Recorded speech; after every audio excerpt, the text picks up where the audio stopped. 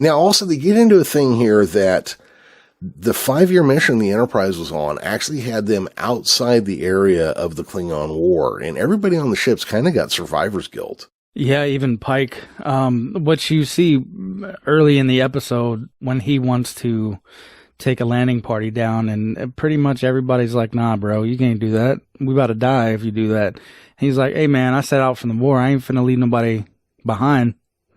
Like, I gotta do something, because we've been out here on our deep space mission and weren't able to contribute to the war effort, so I need to do something.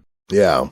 And I think that's kind of interesting to give him survivor's guilt, especially in view of the cage, where, you know, all those members of his crew were injured or killed, and then he leaves Vina behind when he goes. It's kind of an interesting thing to kind of keep that as part of the focus of the character. Yeah, I thought since watching The Cage in such close proximity to this, I don't want to say it doesn't make sense, but I don't know. I kind of feel like he should have mentioned that too.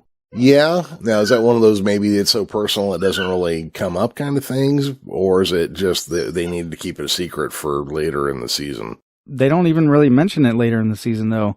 There's a couple scenes that flash to, like, the menagerie, but I guess when you see him in the cage, he's talking privately to his doctor/bartender. So maybe you're right. Maybe it's a little personal still, because we know this happens after the cage, and since the cage didn't have necessarily a year attached to it or a star date, I'm still not sure, like, how much time has passed between the cage and now.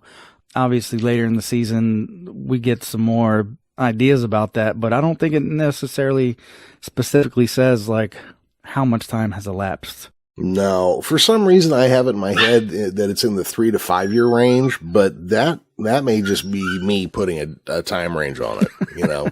So I'm not sure if that's accurate or not. Yeah, hopefully the new show will fill in some of those blanks for us. Yeah, exactly. Well, I imagine it will. Pike remarks to Spock. Okay, they kind of say that even Spock was kind of not adjusting well to the idea of the survivor's guilt of having sat the 5 years out. He says that he went ahead. Spock requested a leave of absence, and he gave it to him.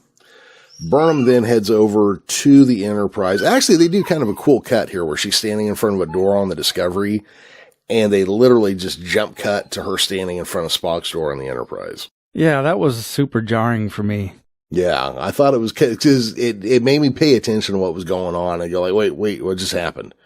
And then you realize where she is. Yeah, even tonight, because I watched it a little bit before we started recording, even this time through, it was like, what?